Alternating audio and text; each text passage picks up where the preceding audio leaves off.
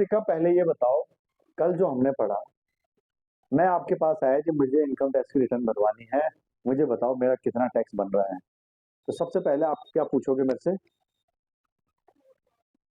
है, सबसे पहले आप पूछोगे जी, बताओ पैसा कमाया कहाँ से है, बताओ पैसा कमाया कहाँ से। अच्छा, कितने हेड होते हैं, कैसे कैसे हम कैटेगरीज बनाते हैं इसकी, बताओ 5 कौन कौन से?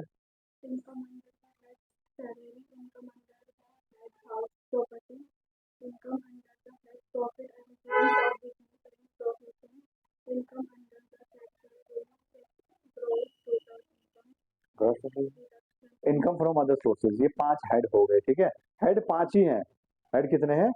5 हैं। आप नीचे पूरा फॉर्मेट पढ़ते जा रहे हो। देखो, पहली बात तो आपको ये याद करना है, सारे के सारे आपको क्या करना है, याद करना है। सबसे पहले हमने बोला था सैलरी वाला एक हेड हो गया, अब मैं पूरा नहीं लिख रहा हूँ, बस इतना लिख रहा हूँ। फिर दूसरा हमने बोला था हाउस प्रॉपर्टी, ठीक है। फिर तीसरा हमने क्या बोला था, पीजीबीपी, मतलब profit and gain from business और प्रोफेशन, ये हो गया कैपिटल गेन अगला। फिर हमने कहा था अदर सोर्सेस, अदर सोर्सेस। ये 5 हमारे हेड होते हैं इनकम के। ठीक है, 5 हेड कौन कौन से हो गए? पहला हेड हो गया कैपिटल गेन, सॉरी, सबसे पहले शुरू करेंगे सैलरी से। ठीक है, इनकम को हम 5 हेड में बांट सकते हैं। पहला हो गया सैलरी, दूसरा हाउस प्रॉपर्टी, तीसरा profit and gains of business और प्रोफेशन, अगला कैपिटल गेन, और लास्ट वाला अदर सोर्सेस। ठीक है। उसके बाद मुझे बताइए कि अभी जो है स्लैब रेट क्या है। उसके बाद हमने बात की थी स्लैब रेट की। किसकी बात की थी? Slab rate. उसके बाद हमने किसकी बात की थी? स्लैब रेट की।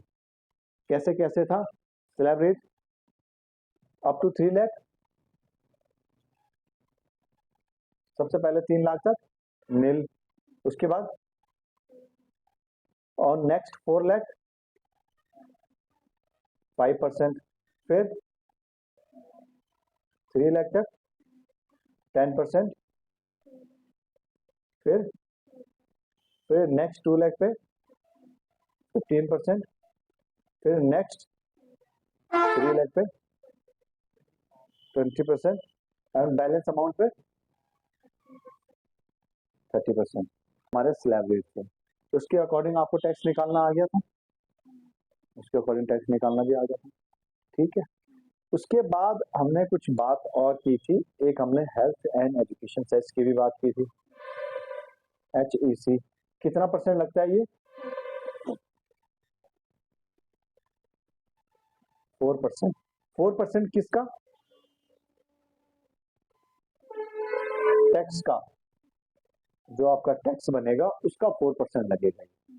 ठीक है, यहाँ पे क्लियर हो गया ना? तो जो भी अमाउंट होगा उसे हम पे कर देंगे, है ना। राउंड ऑफ करने के लिए हमने कुछ बात की थी, 2 सेक्शन बोले थे, 288A और 288B। ठीक है, क्लियर हो गया। 288A में क्या करते थे, हम टोटल इनकम को राउंड ऑफ करते थे, और 288B में हम टैक्स को, टैक्स लाइबिलिटी जो भी हमारे, उसको राउंड ऑफ करते थे। ये इतनी चीजें हमने की हैं अभी, पक्का? यहाँ तक कोई डाउट? एक बार अगर हम जितनी चीजें हमने की हैं उसे हम क्विक जो है अगर रिवीजन करना चाहें उसका, तो कैसे करेंगे? सबसे पहले हम इनकम को 5 हेड में डिवाइड करते हैं। पहला head income under the head salary, दूसरा income under the head house property, तीसरा income under the head profit and gains of business और प्रोफेशन, चौथा income under the head capital gain, और पांचवा income under the head other sources. ठीक है। उसके बाद हमने डिस्कस किया स्लैब रेट। स्लैब रेट पहले 3 लाख तक नील, उसके बाद नेक्स्ट 4 लाख पे 5%, फिर नेक्स्ट 3 लाख पे 10%, फिर नेक्स्ट 2 लाख पे 15%, फिर नेक्स्ट 3 लाख पे 20%, और फिर बैलेंस अमाउंट पे 30%। ठीक है। उसके बाद जब हम टैक्स निकाल देंगे उसके ऊपर हम लगाएंगे 4% हेल्थ एंड एजुकेशन सेस। ठीक है। तो जो टोटल हमारा टैक्स निकलेगा पेएबल के लिए उसको हम राउंड ऑफ करेंगे अंडर सेक्शन 288B। 10 के मल्टीपल में करेंगे, पैसा को इग्नोर करना है, अगर 5 है उससे ज्यादा है तो अपर तक जाना है और नहीं तो फिर लोअर में आना है। ठीक है, इतना क्लियर है हमारा? पक्का? ठीक है, अब हम आगे आज करते हैं शुरू।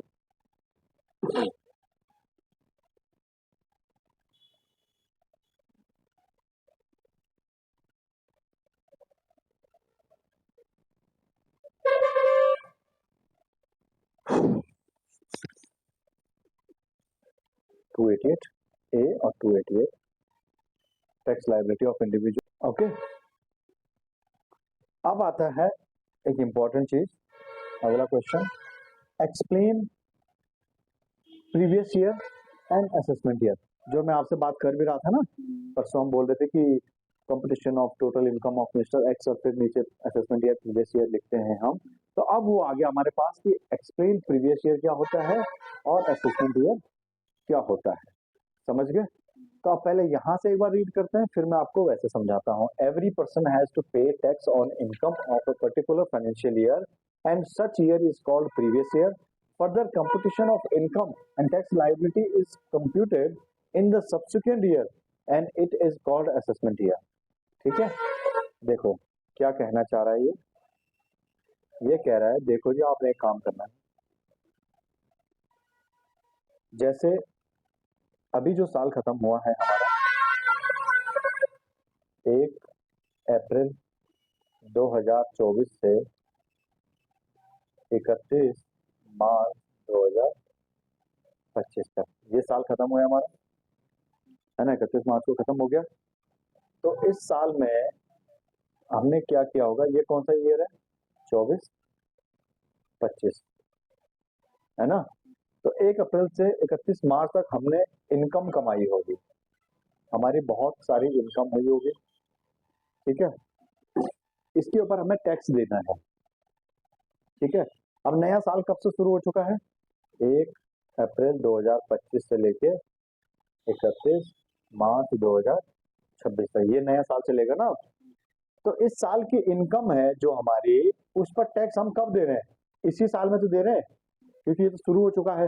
अब जुलाई तक जाएगी रिटर्न, जिसकी जुलाई में जानी है, जिसकी अक्टूबर में जानी है अक्टूबर में जाएगी, दिसंबर में जानी है, जब मर्जी जानी है। तो उस साल की, इस साल की इनकम को हम टैक्स कब कर रहे हैं, इस साल में कर रहे हैं। समझ गए? ये जो फाइनेंशियल ईयर है 24-25, इसकी इनकम को हम कहाँ टैक्स कर रहे हैं, इससे मैं बोलूंगा 25 और 26, 25 और 26, मतलब फाइनेंशियल ईयर 25-26, फाइनेंशियल ईयर 24-25। ये तो क्लियर हो गया ना, एक फाइनेंशियल ईयर है 24-25, एक फाइनेंशियल ईयर है 25-26। तो इसकी रिटर्न सपोज करो, जो ये इनकम है इसके ऊपर टैक्स हमें कब भरना है, टैक्स टू बी पेड कहाँ तक, सपोज 31 जुलाई 2025 तक की डेट है, 31 जुलाई तक आपको टैक्स भरना है। क्योंकि ऐसा तो नहीं होगा ना, मार्च खत्म हुआ तो लाओ जी अप्रैल लगने से पहले पहले टैक्स लाओ, मार्च के 12 बजे रात तक भाई टैक्स लाओ, ऐसा तो नहीं हो सकता ना। कुछ टाइम भी तो देंगे भाई, बुक्स बनानी है, कैलकुलेशन करनी है, ये करना है, वो करना, सारे अकाउंट्स मिलाने हैं। तो आप क्या करो जी, 31 जुलाई तक पे कर देना। ठीक है जी। तो अब मुझे ये बताओ कि जो फाइनेंशियल ईयर 24-25 था, उसका टैक्स जो है वो हम 25-26 में पे कर रहे हैं कि नहीं कर रहे हैं, उसकी कैलकुलेशन कब कर रहे हैं, 25-26 में ही तो कर रहे हैं, नहीं कर रहे हैं, अगले साल में कर रहे हैं हम ना। तो इसका मतलब, इसे बोलते हैं प्रीवियस ईयर, इसे क्या बोलते हैं, ये हो गया हमारा प्रीवियस ईयर। मतलब जिस साल की हम इनकम पे टैक्स लगा रहे हैं वो हो गया प्रीवियस ईयर। जिस साल में आपने पैसा कमाया है उसे क्या बोलते हैं, प्रीवियस ईयर। समझ गए? और जिस साल में हम टैक्स की पेमेंट कर रहे हैं, जिस साल में हम उस इनकम पे टैक्स कैलकुलेट कर रहे हैं, उसे बोलते हैं असेसमेंट ईयर। उसे क्या बोलते हैं, असेसमेंट ईयर। ये समझ आ गया?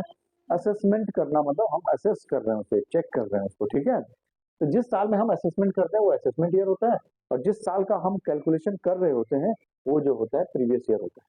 ठीक है, जिस साल में आप इनकम कमाओगे प्रीवियस ईयर, जिस साल में उसके ऊपर टैक्स पे करना है वो असेसमेंट ईयर। हमेशा असेसमेंट ईयर एक साल आगे ही चलेगा। ठीक है, इस साल की जो इनकम होगी उसके लिए असेसमेंट ईयर अगला साल हो जाएगा। समझ गए? क्लियर हो गया? तो असेसमेंट ईयर और प्रीवियस ईयर वाला कंसेप्ट क्लियर हो गया, समझ गए ना कि भाई जिस साल में हमने इनकम कमाई है वो प्रीवियस ईयर हो गया, और जिस साल में हम उस इनकम पे टैक्स दे रहे हैं वो क्या हो गया, असेसमेंट ईयर। तो अभी कौन सा फाइनेंशियल ईयर चल रहा है, 25-26 चल रहा है, 1 अप्रैल 2025 से स्टार्ट हो चुका है। इसके लिए असेसमेंट ईयर कौन सा बन जाएगा, 26-27, ठीक है, अगला साल बन जाएगा। क्लियर है। अगले क्वेश्चन पे आ जाओ।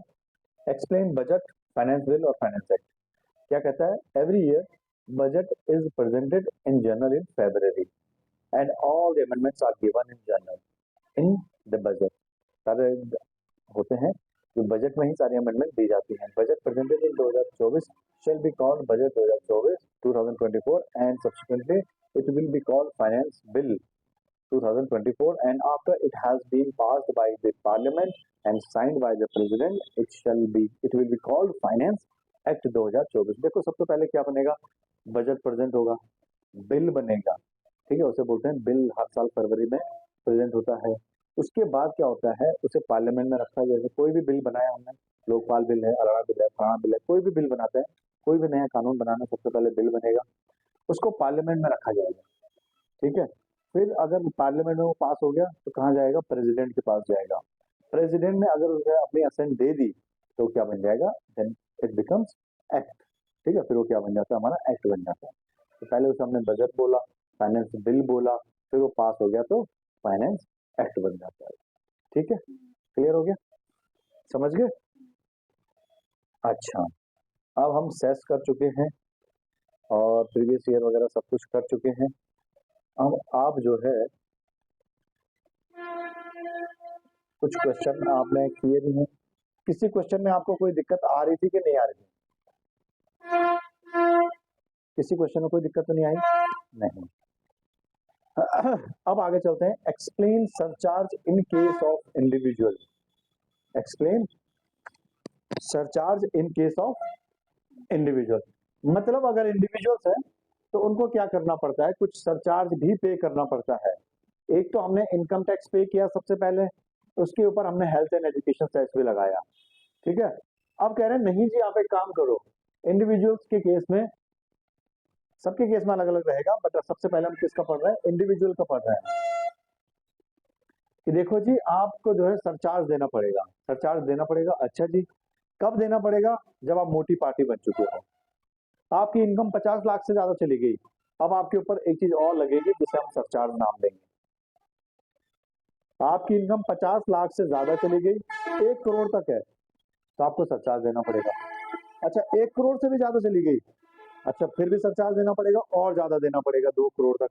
अच्छा 2 करोड़ से भी ऊपर आपकी इनकम है, फिर तो आपको और ज्यादा सरचार्ज देना पड़ेगा। कैसे कैसे देना पड़ेगा, देखो अगर आपकी इनकम है 50 लाख से 1 करोड़ तक, 50 लाख से 1 करोड़, 1 करोड़ से 2 करोड़, और फिर 2 करोड़ से ज्यादा,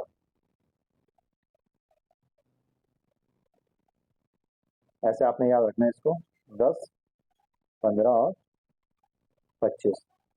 अगर आपकी इनकम मोर देन 50 लाख, और कहां तक, 100 लाख तक, 50 लाख से ज्यादा है और 100 लाख तक, यानी 1 करोड़ तक, 50 लाख से 1 करोड़ तक, ठीक है, तो आपका 10%, जितना आपकी टैक्स की लायबिलिटी बन रही है उसका 10%। अगर 100 से ज्यादा है और 200 तक है, 100 लाख से 200 लाख मतलब 1 करोड़ से 2 करोड़ तक, तो आपको देना पड़ेगा 15%। अगर आपका 200 से भी ज्यादा है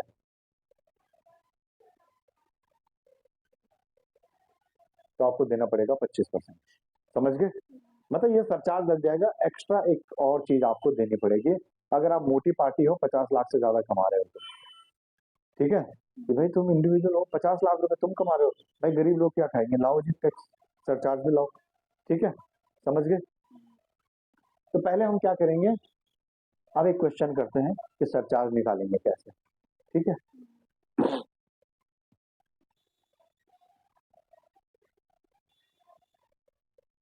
एक बुक वाले क्वेश्चन करते हैं पहले, ठीक है। सबसे पहले देखो, अगर आपकी इनकम 50 लाख है तो एक बार कैलकुलेट करो जरा टैक्स। अगर आपकी इनकम 50 लाख है तो पहले कैलकुलेट करो जरा।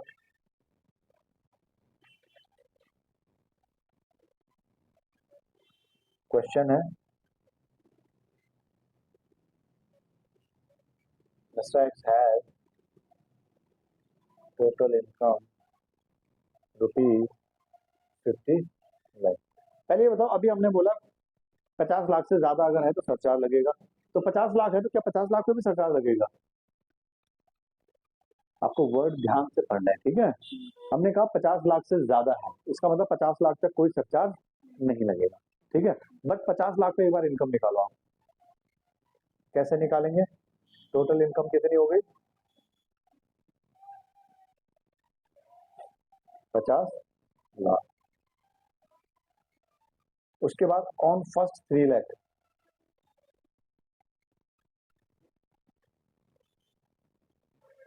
कितनी हो गई? नील हो गई।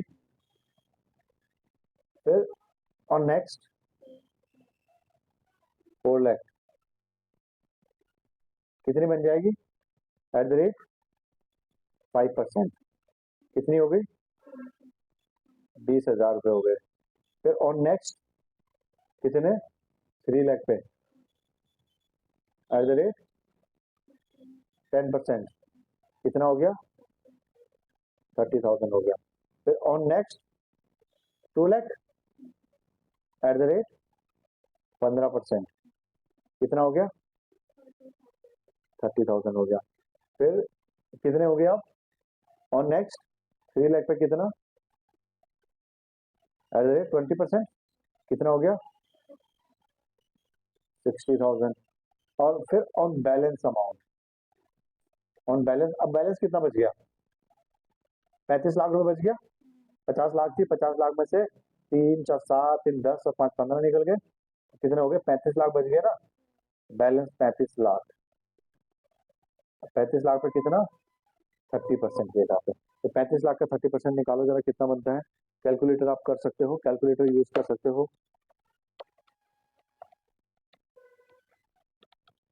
कितना हो गया? 10,50,000। इतना ही हो गया, ठीक है। अब ये क्या निकल गया हमारा? ये क्या निकल जाता है हमारा? Tax before HEC। कितना हो गया ये? कितना हो गया?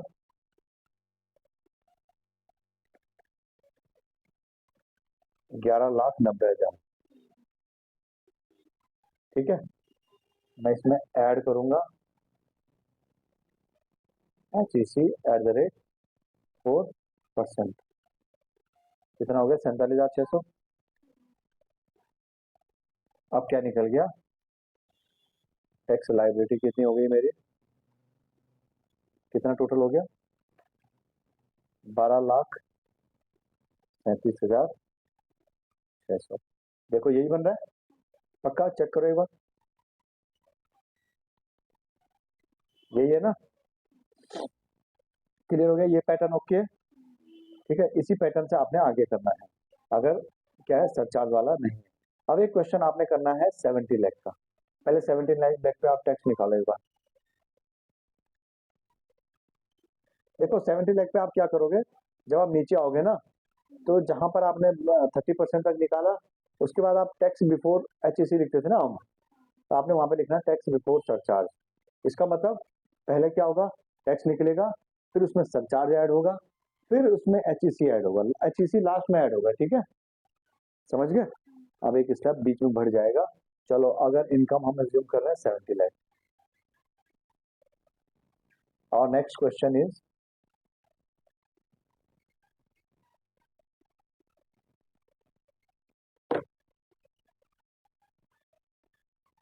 Mr. X has total income of ₹70 lakh, ठीक है।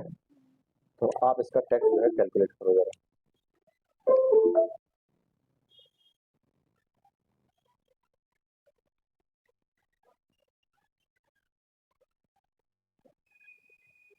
ये तो बड़ा दिक्कत वाला काम हो गया।